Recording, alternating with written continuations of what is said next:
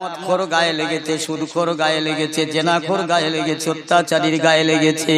ওরে আল্লাহর ওলির বিরুদ্ধে তামাম গ্রাম, আশেপাশে, বাজারে ঘাটে, রাস্তায় পথে সব জায়গায় হুজুর হাসান বসরি রহমাতুল্লাহ আলাইহির বিরুদ্ধে অপপ্রচার, অপমান, দুর্নাম করতে থাকে। হুজুর বাইরে থেকে ঘরে আসলেন, আল্লাহর ওলিকে, আল্লাহর ওলির বিবি বলছে, হুজুর আপনি কি জলসা করলেন, কি ওয়াজ করলেন গ্রামে? আল্লাহর ওলির এত ঘটনা, নবীদের এত ঘটনা, এ না বলে আপনি যা ওয়াজ করলেন মানুষেরা গ্রামের বিক্ষোভ হয়ে গেল, রাগান্বিত হয়ে গেল, সব রেগে গিয়ে কি ওয়াজ করলেন? আপনার আর ওয়াজ ছিল না কেন বলো তো?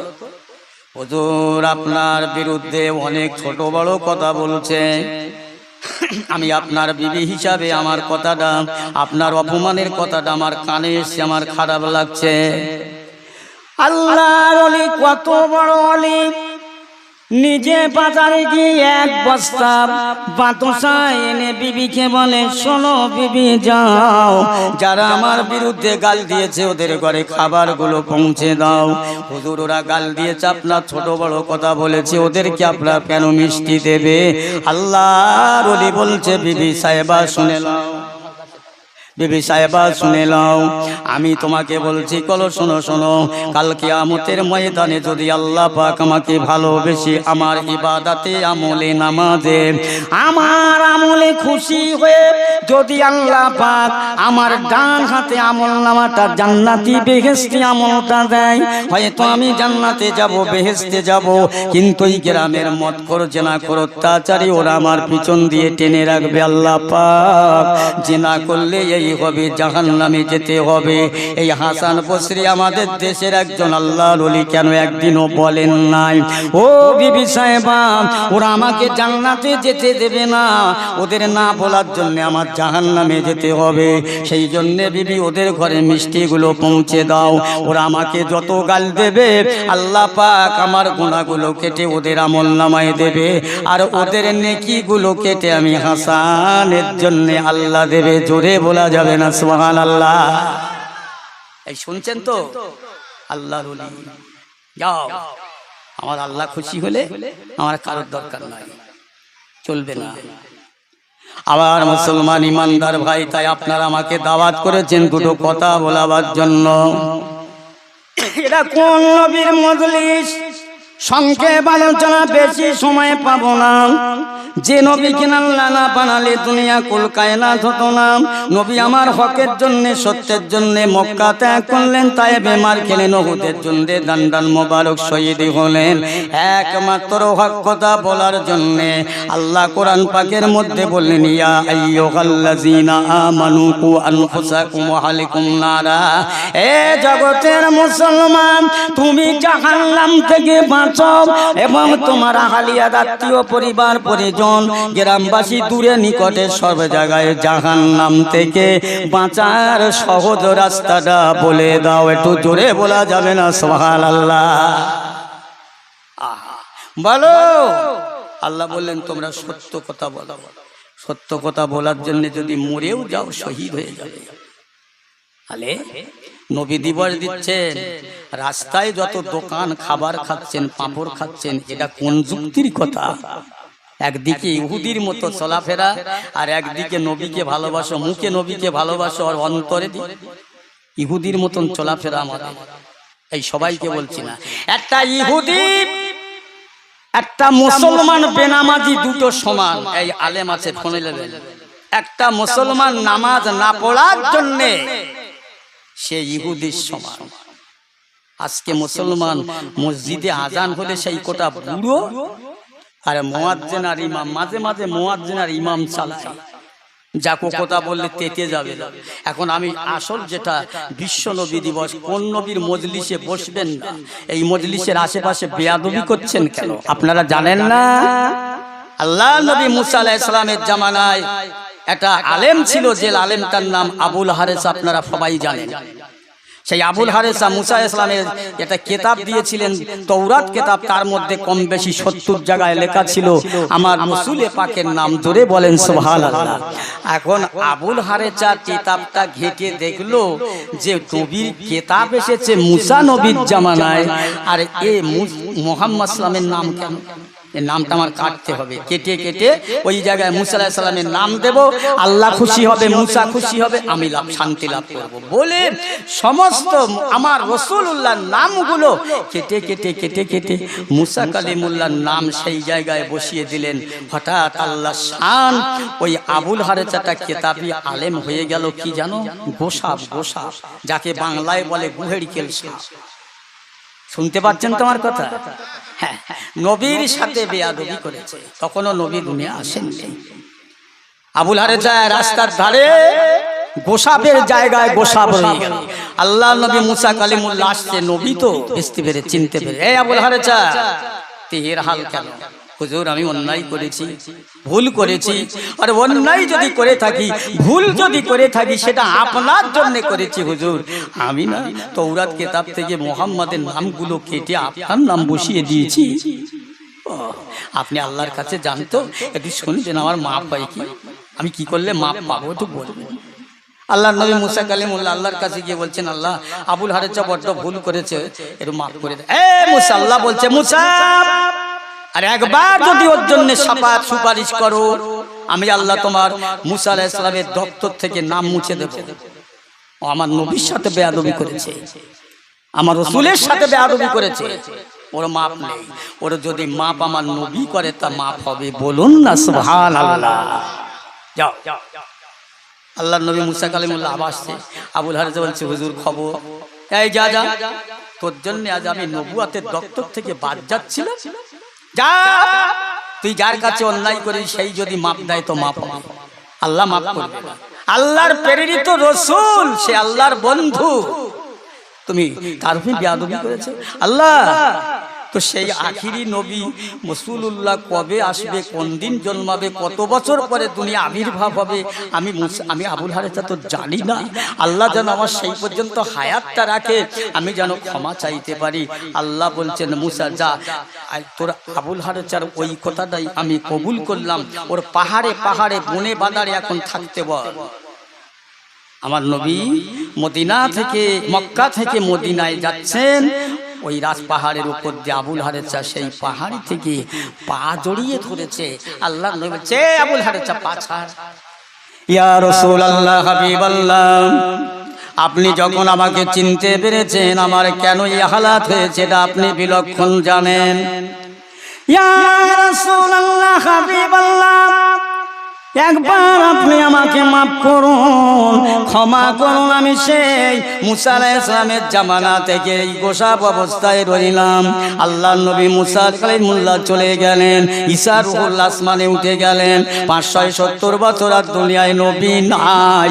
এত দূর পর্যন্ত আবুল হারেসা গোসাপের হাল ধরেছিল। আল্লাহ বলে, আবুল হারেসা যা যা যা, আমি তোকে মাফ করে দিলাম। একটু জোরে বলা যাবে না সুবহানাল্লাহ। আল্লাহ নবী দিন দুনিয়ার বাদশা দয়ার নবী বললেন, এই আবুল হারেসা আমার পিঠের জামাটা একবার উঁচু করতো বাবা, উঁচু করো। উঁচু করে দেখলেন মাঝে মাঝে মাঝে মাঝে কাটা কাটা কাটা কাটা দাগ। ইয়া রাসূলুল্লাহ, হাবিবাল্লাহ, পিঠের চাল আপনার নুরানি চেহারায় কাটা কাটা দাগ কেন?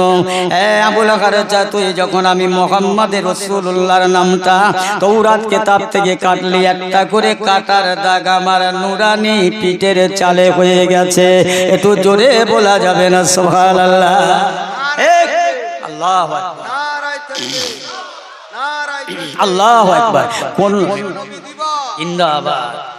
আমার প্রিয়রা ভাইরা, তাহলে আজকে সেই নবীর সাথে বেয়াদবি করছো কেন? হ্যাঁ, এখানে জলসায় না বসে দোকানে মাশাআল্লাহ পানি হয়েছে, মনে হয় সব মাছি পালিয়েছে।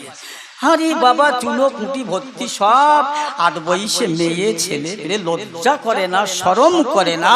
পর্দা এদের জন্য ফরজ, মেয়েদের জন্য যেমন পর্দা বলেছেন মাথা থেকে পার পাতা পর্যন্ত, বেটা ছেলেদের পর্দা নাভির উপর থেকে নেবুর গাঁটির উপর পর্যন্ত। কি ঠিক বলছি না?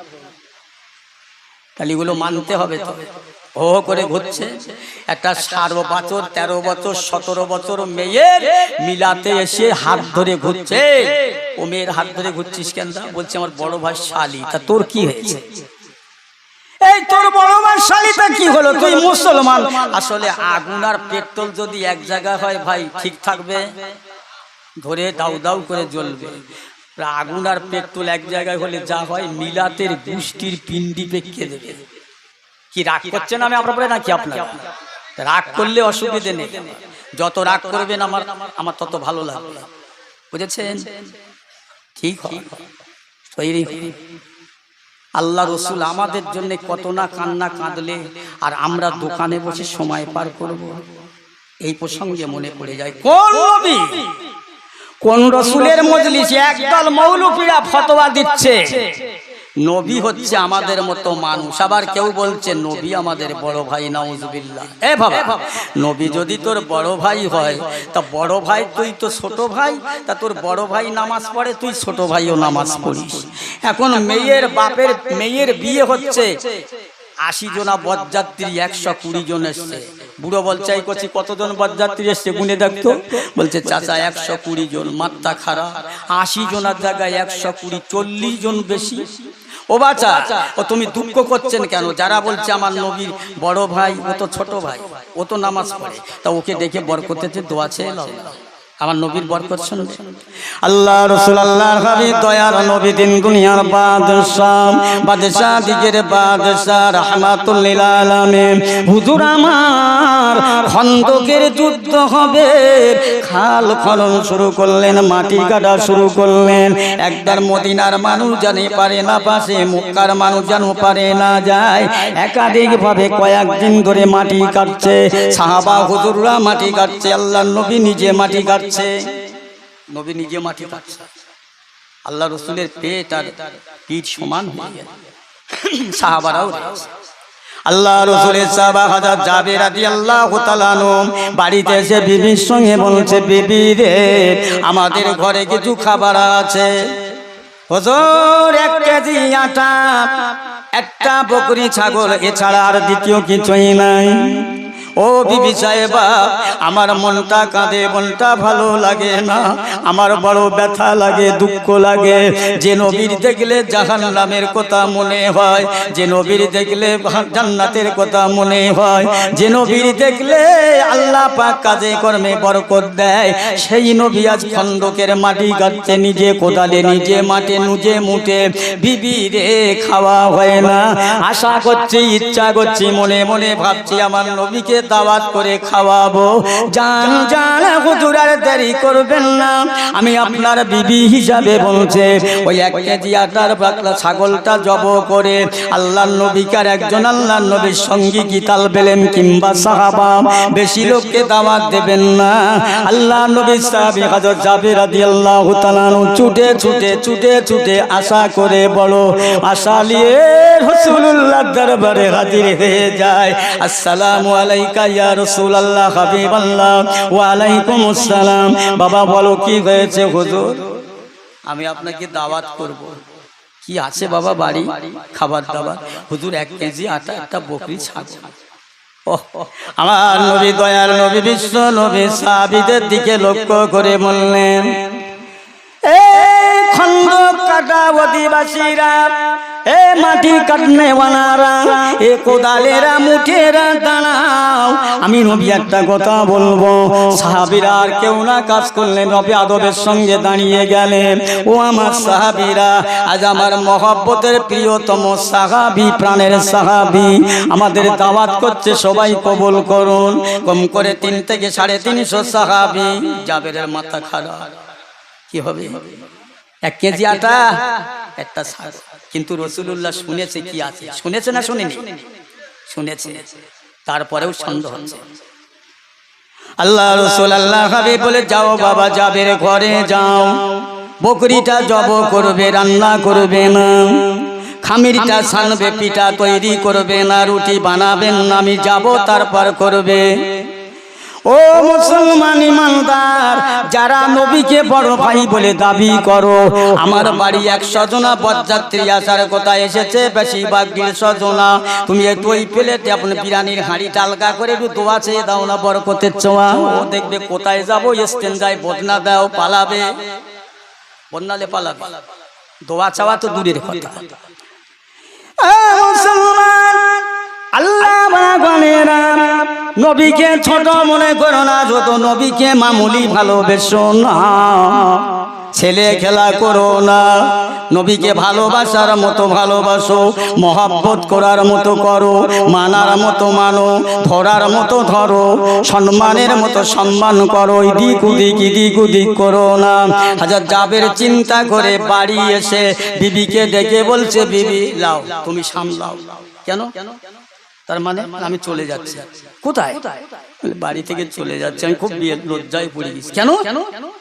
না, হুজুর 3 থেকে 350 সাহাবীদের দাওয়াত দিয়েছে, আর এত অল্প মাল। আচ্ছা, জাবেরের বিয়ে বলছে, আচ্ছা হুজুর, আমাদের খাবারের পরিমাণটা কি হুজুর শুনেছে? জি হ্যাঁ। তারপরেও দিয়েছে? হ্যাঁ। তাহলে চিন্তা কেন? জোরে বলেন না সুবহানাল্লাহ। বিশ্বাস আছে? এত চিন্তা কেন? আমার নবী কানে শুনেছে 1 কেজি আটা, একটা বকরি, ছোট্ট ছাগল, এর পরেও আপনি ঘাবড়াবেন কেন? চিন্তা করবেন কেন?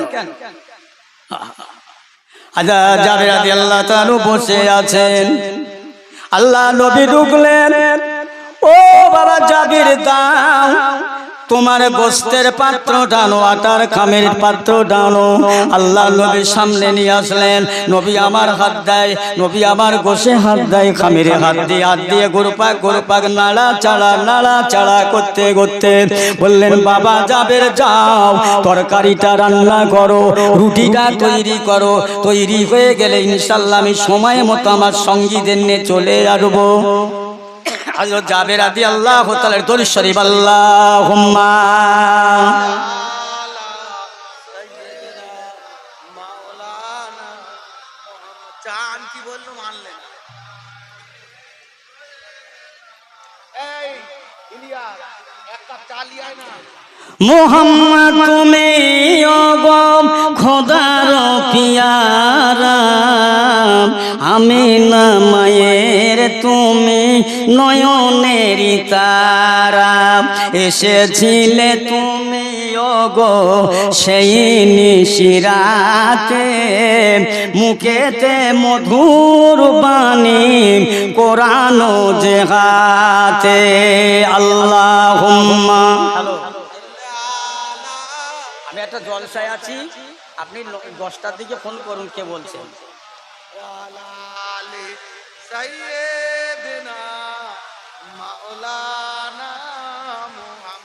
তোমারি আলোক দানে আলোকিত সারা, তোমারি আলোক দানে আলোকিত সারা, তোমারি মধুর প্রেমে দিল পারা পারা, মোহাম্মদ তুমি ওগো খোদার পিয়ারা।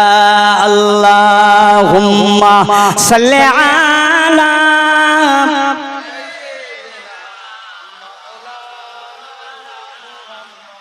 ওয়া আলা আলি।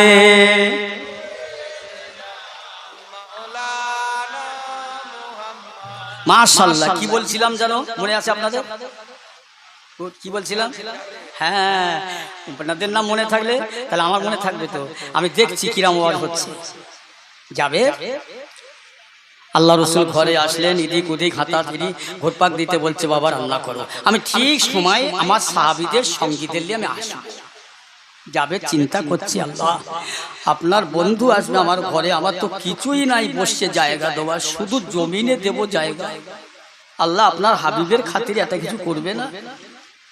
হযরত জাবের রাদিয়াল্লাহু তাআলা ওই সময় কোনো নামাজ নাই, ওযু করে 2 রাকাত শুকরের নামাজ পড়ে আল্লাহ তাআলার দরবারে হাত পেতে দোয়া চান, আল্লাহ পাক আজকে আপনার বন্ধু সাথীরা সঙ্গীরা আমি গরিব সাহাবী জাবেরের ঘরে আসবে, আমি দাওয়াত দিলাম, বসার জায়গা কি দেব আল্লাহ পাক, যাকে না সৃষ্টি করলে দুলিয়াকুল কায়নাত হতো না, ওই নবীর বসার জায়গা দিতে পারবো না।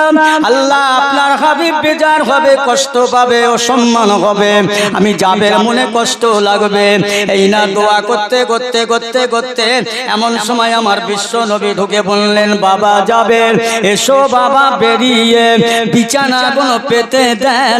হযরত জাবের রাদিয়াল্লাহু তাআলা লেবে দেখে 300 350 সাহাবীদের বসার বিছানা মজবুত তৈরি হয়ে যায়। আল্লাহ রাসূলকে বলি, ইয়া রাসূলুল্লাহ আমি জাবের বড় চিন্তায় ছিলাম, আমার বাড়ি আপনি আসবেন, আপনার সাহাবীরা আসবেন, আমি খাওয়া তো কতটা দেব না দেব সেটা জানি না, তবে বসার জায়গা ছিল না, একটা মাত্র বস্তু, সেটাকে উটের জন্য খাস বহন করি রাতের বেলা ব্যবহার করলে, একটা দাম মেহমান আসলে দিয়ে ছাড়া কিছুই নাই। ইয়া রাসূলুল্লাহ তাই আমি আল্লাহ আপনার নবীর সাহাবী, আপনার সাহাবী হয়ে 2 রাকাত শুকরের নামাজ পড়ে আমি দোয়া চাইছিলাম। আল্লাহ রাসূল আল্লাহর হাবিব বলছে, বাবা জাবের তোমার দোয়ার ওসিলায়, তোমার হাবিবের ওসিলায় আল্লাহর ফেরেশতারা আল্লাহর জান্নাত থেকে মকমলের বিছানা গুলো হাজির করেছে। জোরে বলেন না সুবহানাল্লাহ। ও বাবা বিছিয়ে দাও, বিছিয়ে দেয়া হয়ে গেল। সাহাবীরা কানাঘুষো করে, গরিব সাহাবী জাবের এত গরিবী বিছানা কোথায় পেলেন? নবী আমার সব কিছু বললেন। আল্লাহ নবীর সাহাবীরা কাতারে বসে গেলেন। নবী বললেন, বাবারা কেউ কেউ হাত লাগাও, খাদিমদারি করো, একটু খাদিমদারি করো, জাবের একা পারবে না। নবী পাকের সাহাবীরা কিছু লেগে গেলেন। নবীর কথা বলা শেষ হলো না, সাহাবীরা কাজে লেগে যান। আজ আর মসজিদের ইমাম সাহেব যদি একটা কথা বলে সে 2-3 দিন হয়ে যায়, হয় না? এর ইমাম সাহেব হয়ে গেছে কি গোলাম, আর যে আগে ছিল ইমাম সাহেবের নেতা এখন গোলাম হয়েছে, একদম গোলাম। আমার মেজি হুজুর কেবলা বলেছিল, জানলেই কোনো গতি সেই করে দিয়ে ইমাম। রাগ করবে না, কথাটা দামি কথা, ইমামের দাম দিচ্ছে, ইমামের মূল্য দিচ্ছে। নবী তৎকালীন সময়ে সাহাবীরা কি মূল্য দিয়েছিল। আল্লাহ রাসূল আল্লাহর হাবিবের সাহাবীরা খাদিমদারি করছেন, পেলের দিলেন, রুটি দিলেন, তরকারি দিলেন, সবাই খেয়ে আশুদা লাভ করলো, পেট পরিপূর্ণ হয়ে গেল। হাবিবীরা বলে, ও বহুলা তাবের আর দেবেন না, আমাদের পেটে আর জায়গা নাই, ভরে না। আল্লাহ রাসূল বলছে, যাবে গো বলো তো দেখি আর তরকারি আর রুটি কি বেশি আছে? ইয়া রাসূলুল্লাহ হাবিবাল্লাহ এখনো পর্যন্ত যা তরকারি রুটি আছে যতটা লোক খেয়েছেন অতটা লোক খাবি ইনশাআল্লাহ। একবার জোরে বলা যাবে না সুবহানাল্লাহ? ওই নবী ছোট ভাইকে বলেন তো একটু বরকতের দোয়া চাইতি। ও তখন ভাঙা জানলা খুঁজবে আর ইস্তেঞ্জায় যাবার বদনা খুঁজবে। বাবা কত রকম নবী, কত রকম মৌলভী বার হয়েছে, নবী দিবস করা যাবে না। আল্লাহুম্মা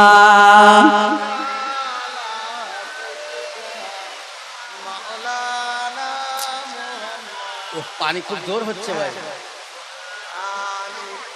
তাই পানি পড়তেছে।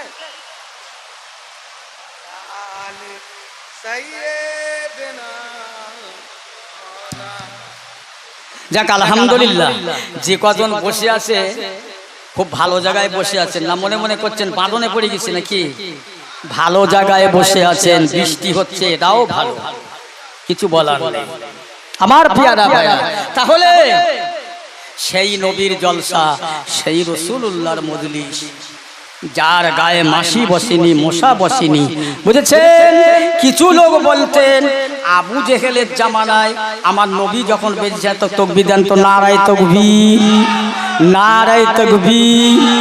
বিশ্ব নবী দিবস, বিশ্ব নবী দিবস, মাহে রবিউল আউয়াল, মাহে রবিউল আউয়াল, শ্রোতা বিন্দু, ওলামা হযরতগণ, নারায়ে তাকবীর, হিজবুল্লাহ, হিজবুল্লাহ, সিলসিলায়ে ফুরফুরা শরীফ, মক্কা শরীফ, মদিনা শরীফ, আজমির শরীফ, বাগদাদ শরীফ, ফুরফুরা শরীফ, মিলাদ শরীফ, কোরআন শরীফ। নারে তাকবীর! কি বাবু কষ্ট হলো নাকি আপনাদের? না, আল্লাহ মানা করে আমার পেয়ারা ভাইরা। তাহলে যে নবীর মজলিসে বসেছি, এই নবীর একটুখানি বরকতের কথা, এনার যে হাতের কত বরকত, দোয়ার কত বরকত। সাবের রাদিয়াল্লাহু তাআলা 1 কেজি আটা, একটা বকরি ছাগলের গোশত 3.5 থেকে 350 সাহাবীরা খেলেন। অথচ বলছেন যতটা লোক খেয়েছে অতটা লোক এখনো খেতে পারবে। জোরে বলেন না সুবহানাল্লাহ। বৃষ্টি পড়ছে নাকি বাবু? জোরে পানি এসছে তো, যাক আল্লাহ ভালো রাখে। সোদা করছেন করুক, আছে। আবার আর একটু বলি, আমার নবী কেমন নবী, যার নূরে জগৎ পয়দা, জগৎ আলো। কবিরা, বহু কবিরা, বহু লেখকেরা বলেছে, কথা বুঝছেন? আল্লাহ রাসূল তিনি কেমন, আজ তার নামে মজলিস দিয়ে রাস্তায় ঘুরবে, রাস্তায় চলবে, বেয়াদবি করবে, বড় যে আবুল হারেসার মতো আমাদের আল্লাহ করেনি। আমি বোঝাবার জন্য বলছি, বোঝা হয়।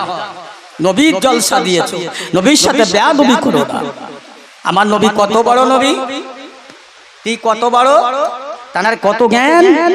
ওহো, আমার রাসূল ছিল বেগুনা, নিষ্পাপী, নিষ্পাপী, বেগুনা, মাসুম, যার কোনো গুনাহ ছিল না, সেই মানব।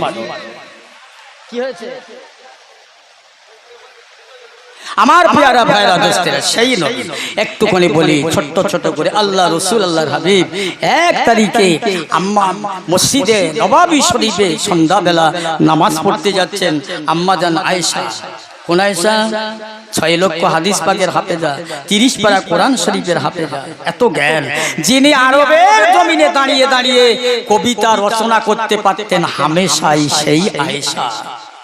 আল্লাহ রাসূলকে বলছেন, হুজুর আজকের মসজিদে নববী শরীফে নামাজ পড়ে দেরি করবেন না, একটু জলদি করে তাড়াতাড়ি আসবেন, কাজ আছে। কে বলছে? আমার নবী। কাকে বলছে? আমার আম্মা জানকে বলছে, আমার নবীর বিবিকে বলছে। বিবি বলছে আসবেন। আল্লাহ রাসূল নামাজ শেষ করে সাহাবীদের বললে, বাবা তোমরা যে যার ঘরে যাও, যে যার বাড়ি যাও, আমি একটু বাড়ি যাচ্ছি, আমার ঘরে একটু কাজ আছে। আহা, এখন আমরা যখন বাজারে যাই, এখান ওখান যাই, আমাদের ঘরের গিন্নিরা জিজ্ঞাসা করে কোথায় যাবে? বাজারে। এই যে তাড়াতাড়ি ফিরো, বাজার থেকে তাড়াতাড়ি ফিরো। বলছে তুমি মেয়ে ছেলে, ঘর কন্যা, তুমি বাড়ি থাকো, অত কত বলো, আমরা বেটা ছেলে কখন আসবো, কতক্ষণ থাকবো, সেটা আমার তুমি বলে দেবে। বলি আমার রাসূল কি বিচারক্ষণ রাসূল, কি বিচক্ষণ নবী ছিলেন, কি সুন্দর নবী, তার আদর্শ। এই জন্য আল্লাহ নিজে বলেছে, লাকাদ কানা লাকুম ফি রাসূলিল্লাহি উসওয়াতুন হাসানা। আমার নবীর আদর্শ, চলাফেরা, খাওয়া দাওয়া, ওঠা বসা, ব্যবসা বাণিজ্য, যা মেনে চলবে, আদর্শটা মানবে, মানাটা আমার বান্দার জন্য উত্তম। জোরে বলুন সুবহানাল্লাহ। বুঝেছেন? আল্লাহ রাসূল, আল্লাহ রাসূল ঘরে ফিরলেন সন্ধ্যাবেলা। আয়েশা বলো কি হয়েছে?